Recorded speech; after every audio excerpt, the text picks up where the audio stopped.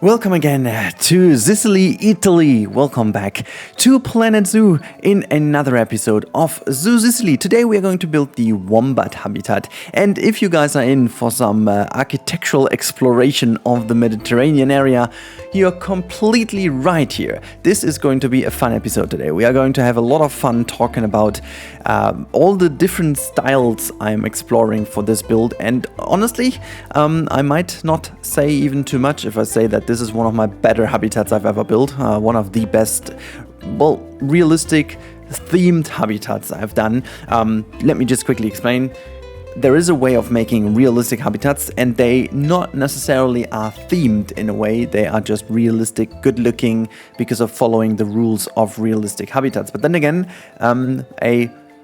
I don't want to call it trend, but it's kind of a development that happened in the last, I would say, decade, is that zoos now start to also theme their areas according to where the animal actually comes from, or where the zoo is located, or whatever you want to say. So potentially that's something that hasn't been done in the past and not necessarily declares if a habitat is good or not. But in this particular case over here, we are building a habitat that is themed to the area we are in. It's not themed to the animal per se, in particular, because the wombat is obviously from Australia, and so we are not going to do an Australian themed habitat. We are going to do a Mediterranean Sicily inspired habitat. However, they do have all the requirements that need to be met. They have more than enough space. They have a shelter. They have a lot of shade. They have a good area to live in, and everything that they need, even if the winter is a little bit, colder, but temperature-wise, it's pretty similar to where they live in Australia. So it's not very different from what they need. So there is not really that much we need to do with like crazy big shelters so they can spend all the time in the winter. It's necessarily exactly the same as you would do in Australia itself. So I didn't see a big need to do certain things like that. But as you can see, the habitat is a sunken habitat, so a very common thing that has been done in zoos, and also a very common thing for the common wombat. Okay, sorry.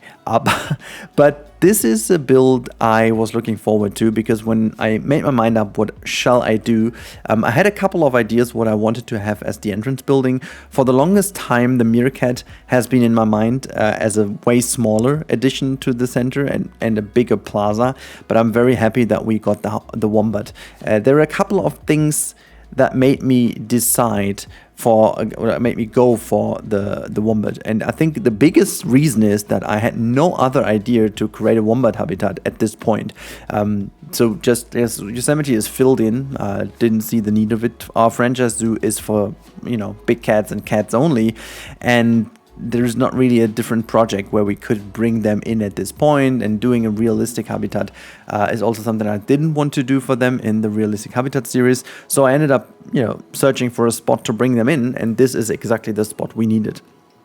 And also, I think it's a very cute animal to start with. It's a very nice animal to start the zoo with. It's not a big group. It's a pair of two. It's a very subtly interesting, actually subtly interesting is not a word even, but it's very subtle in terms of interest rate for the people. But it's not like super general. It's not the boring one. So it's right in the between. It's not the big star where everyone would be crowded around, but it's then again not something that people don't want to see at all. So it's a very good starter animal, I guess, for a zoo. And also the requirements these animals have are very moderate, so very easy to meet, and that's something was required for this area as well, because I wanted to leave it rather open to maintain a certain nice view into the zoo, and also something that works in a space that might actually be quite crowded. So we couldn't have put a shy animal in here. That just wouldn't have worked. And yeah, so you have a little view over here of the main area. And I left this in for a longer minute to talk about this, because we will now have to fill in a lot as we start doing so. But now you got a little break to see what this looked like. And now things change dramatically in a very short span of time. So that's why I left this moment in. So if you want to go back, you can, and just remain on this moment where I put a break in, because this area, I looked at it for a long time to see if every angle is kind of correct to maintain that feeling of the entrance of the zoo. And I have to say, and you will see that in the real-time part, it really is exactly what I wanted to achieve, and that is something I'm more than happy about. I'm more than happy about the fact that it does look like that. And yeah, I'm just, in general, I'm extremely happy with how it all turned out. I could not have thought of anything better, because I had no idea how the style will turn out, and this building in particular we are doing over here was a bit of a challenge. I did a couple of iterations that have not made it into the video. There were a little bit of weird things I tried out and didn't work out, and the interior isn't done yet. I will do the interior on the next live stream, just because I think it would basically be way too much for this video. The video, like the time-lapse itself, is already pretty filled in, even though I did cut out a lot. Whenever I do these type of habitats, I said in the first video, I will try now to have a significant progress in these videos, and I'm not going to do a video solely for the interior design of a building or solely for the purpose of having a video. It has to have a significant impact of the development of the zoo, and that's also why I did cut out a couple of things. But again, as I said, I was exploring a lot of different versions of building architecture I was using here, and I took a lot more inspiration. I ended up with a Sicilian ranch build.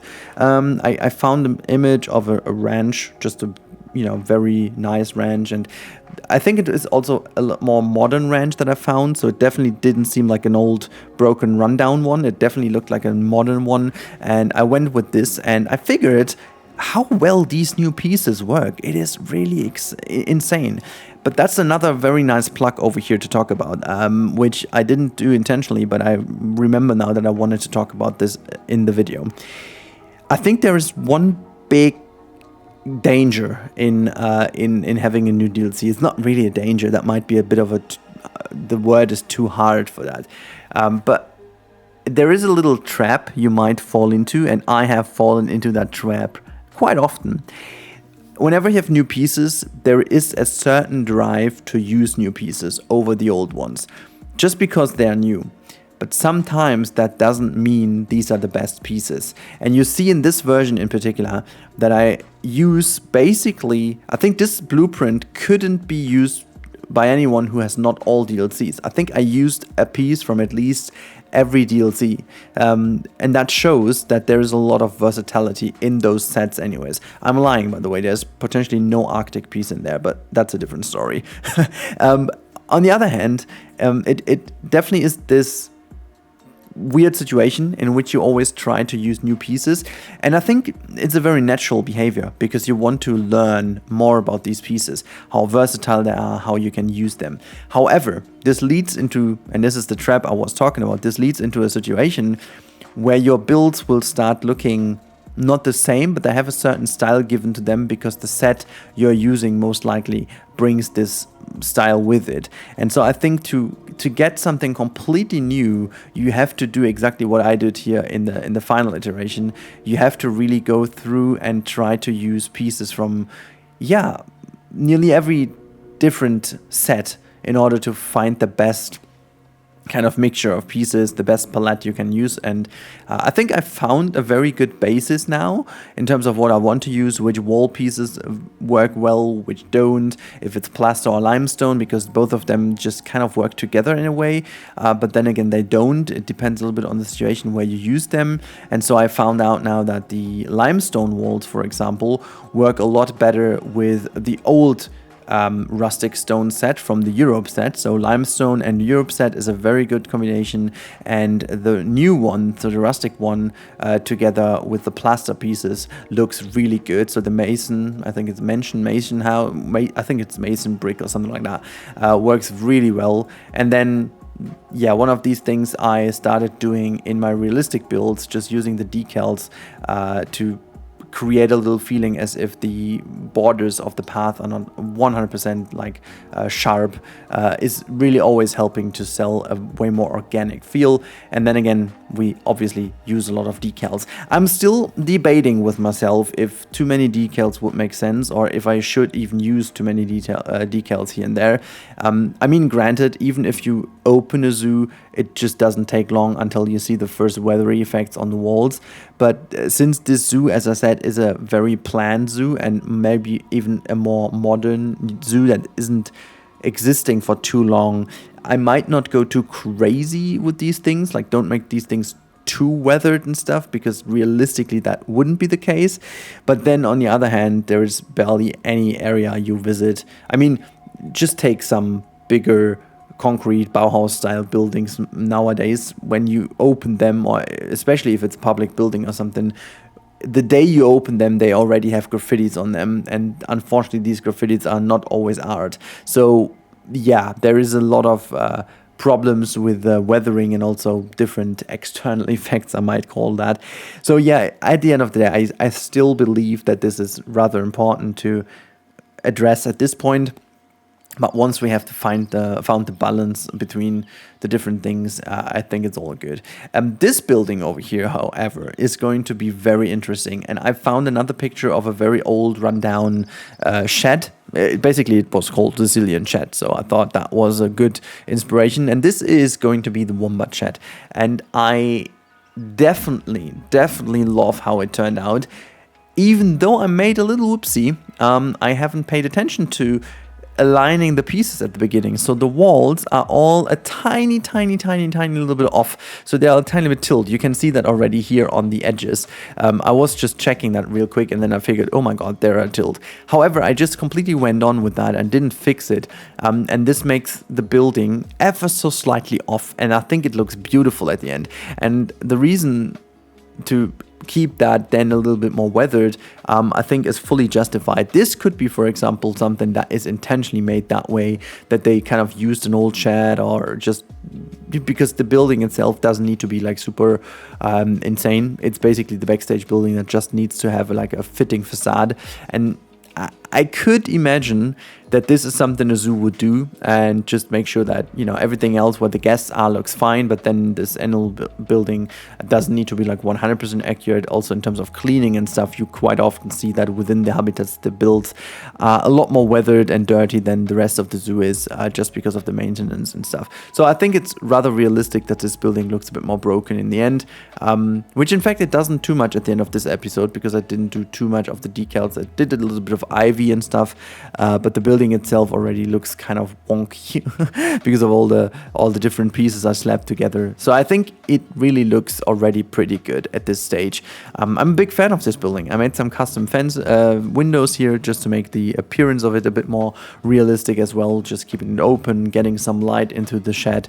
So just in general, I'm very happy with the outcome of the build. It is a beautiful build. It is efficient in a way, but then again, it's super good. I had a little bit of yawning here. I don't know. I didn't have enough fresh air, I guess. So that's why I'm yawning. I'm actually not that tired. So whatever. I hope the energetic voice makes up for that little yawn I had over here. Also, is it yawn or is it John? I think it's yawn, right? Without the J. I'm too German here. Whatever. Now placing down a couple of these burrow pieces and just the general enrichment pieces, the most ugly pipe in the world. I tried covering it up. I kind of succeeded, I guess. At least it looks different than it usually does. I'm not entirely sure if I'm keeping it the way it is. But yeah, it's a pipe with water in, like a little water trough. It's fine, I guess. As this is, by the way, the little ivy thingy I did over here. As I said, I think that the ivy already makes up for some of the rusticness of the building itself, and it almost looks like overgrown immediately, but there still need to be a couple of decals with a bit of grunge and stuff to just make that building look that tiny little bit more used even. And now we come to something, and this is something I'm going to talk about rather quickly in the real-time part as well, that will make a lot of people happy. So first of all, for those of you who made it through till this point in the video, you might also be those people who commented on the last video. Oh my god, mega props to all of you. Thank you for all these comments. I'm not even sure if I will have worked through all of them till today, because I will be a couple days in Greece, as I said, from tomorrow on, so I'm not sure if I will be able to read all of the comments. Now, thank you so much for this. And many people also talked about ruins and old Roman kind of ruins and little pieces. And obviously this was something I had in mind.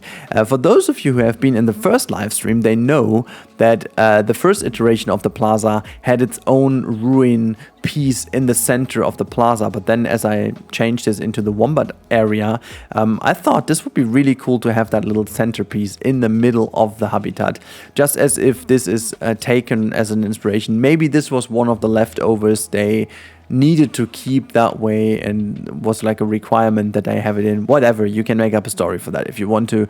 I just found it a very nice centerpiece because realistically there's not really that much you can have in a wombat habitat. Like there's not something they don't climb, like they don't really need anything to climb. They have nothing special for diving. They don't go for a bath. They, you know, there's nothing. They're just cute. They're insanely cute. That's their trait. That's their skill. But there's not really much else that goes on with them. So I thought, you know, to just generate a bit more interest, it would be really nice to have that ruin going on there. Anyhow, that's enough talky talk from the Rudy from the past. Now it's time to go over to the real-time Rudy, or the 3 R's as we call it, while I'm doing a little bit of a shed over here as a little bit of a shade for them to have a bit of time seeking for shade if they want to. But now it's time to gently hand over to the real-time Rudy, who's going to show this to you in the actual game. Enjoy that one. Alright, so here we are in the real-time part, while a little janitor just comes along our way. But we don't want to look at this information booth. We want to go over and have a look at the finished wombat habitat. And oh boy, it's been one hell of a work, but potentially it's been one of my best habitats I've done so far. So we went in with a very, well, pretty common sunken habitat design, but there's a lot going on with these buildings, and especially with the wall in the background, which I think looks really Sicilian, really Italic, really Mediterranean, however you want to put that. Like everything continued through. There is a little bit of thought that went into it. We have a lot of details here around the olive tree that hasn't been in last time, like with the little dirt on the ground, seating areas, and no matter where you are, the view of this habitat changes. And some people in particular will be very happy from the comments of the last episode, because there's a little ruin in here as a centerpiece, and this is something that I had in mind. Obviously there's a lot of inspiration that I had in my folders with like Roman and just, you know, very antique just little, I want to say fossils, but it's just like these little ruins you have all over the place, and obviously they are all across the Mediterranean area, so obviously we needed to have them there. And we also have the little burrow in between there, which does work. There's another burrow over here, and you can see there's our little one just enjoying a little sweet poop, I guess. And yeah, we've got both of our wombats here running around. They have obviously a hell lot of space. It's a little paradise. Everything is fine, you know, the habitat, you know, I'm just going to quickly show you. Everything is turned on and they're at 99% welfare. The only issue is the nutrition. I can actually change that, by the way, and just give them a level 3. Environment is all good. Enrichment is all good. So everything is fine. Everything is good about these animals in here. So they're having a good time, you know, and I think this is a particular beautiful habitat, and I'm really happy how this turned out. Let me just quickly show you, because that's the entrance area. We have like these information booths, just a memento. There are a couple of little things I still need to address inside of the building, but that's something I'm just going to do in a live stream or off stream, because that's not necessary for the moment being. I've got a lovely planter in here, and we've got a lovely little area. We will have some how they're called again, lockers in this area. There will be a couple of lockers in there. We've got a backstage access here to the side, and just we made our way to the roof. Well, that's the point in the video where we have to go into the free look mode, because the game is just doing whatever to us. And yeah, so this is the entrance area. I think if there is a start I would have dreamed of, this is it. Legit, this is the dream start I had in mind. I think it turned out better than I expected, which is a bold claim because I expected a lot. But yeah, so this is that, and it's the first time I have no idea how we are going to continue. This was set in my mind, but from now on, it's also up to your feedback what we're going to do. I have a couple of little ideas for what we can do next, but that's how it is. Like, this building complex will be expanded a little bit because now, as we are in the zoo, we need a couple more facilities over here. But other than that, this is it. We might go into something else. And again, I have some ideas, but yeah, we have to see what this is doing with us now. Hopefully you guys enjoyed this episode as much as I did creating it.